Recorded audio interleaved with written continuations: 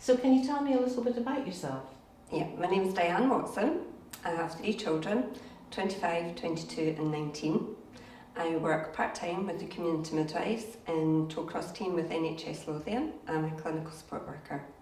I had 10 years previous experience in the bank where I worked in the postnatal ward.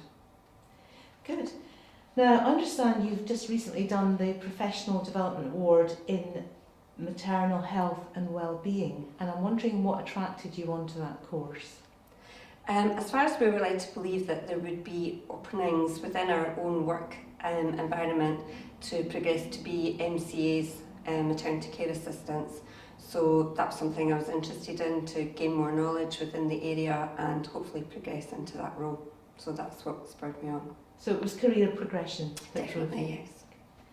And what were the challenges of undertaking the PDA?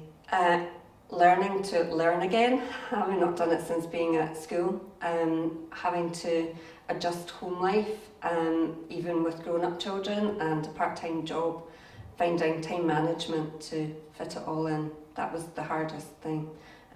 Also being a student within my own workplace was quite a challenge, because it was difficult to stay focused as a student and not go back to doing the job that I was supposed to do. Good. And has the course made you better prepared to do your job, do you think? Yes, definitely. It's given me a lot more confidence, and now can answer people when they phone up themselves. I can go and visit ladies in their homes and give them advice on breastfeeding that I wouldn't have been as confident to do before. Now that I have the knowledge, it's made it easier, yes. And maybe more interesting? Oh, definitely more interesting, yeah. It's opened up lots of avenues of different areas that I can do more than I could have done previously. Good. And what feedback, did you get feedback from lecturers when you were doing the PDA? Not so much the lecturers. We did get a feedback form at the end giving us feedback back, but not that much. They were there to help us and encourage us, but we haven't really seen them since completing the course to get feedback from them. Right. And what about your managers? What sort of feedback do you get there?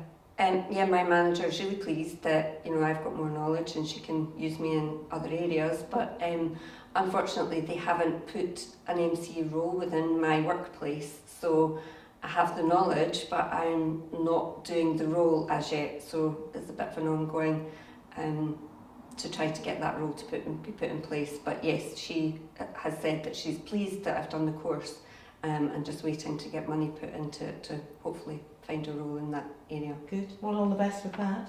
And what about service users? Do you get a lot of feedback from the parents?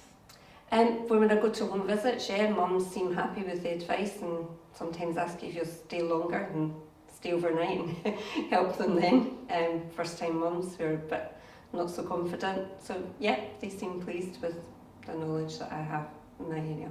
Good. And what career aspirations do you have for the future, Dianne?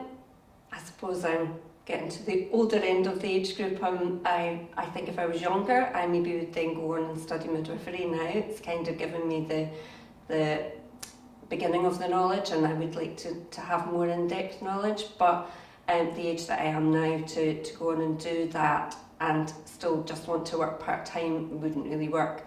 So just now I'm happy with the job I've got. I just hope that the funding becomes available to get an MCA post, and then I'll be very happy. Well, we wish you well with that. And what advice would you have for any potential future students in terms of taking on the PDA or any other form of care study? I think it's not keep leaving everything to the end, time managing well, being prepared and having all the information at your fingertips before you sit down to write an essay. And I think looking into different ways of studying.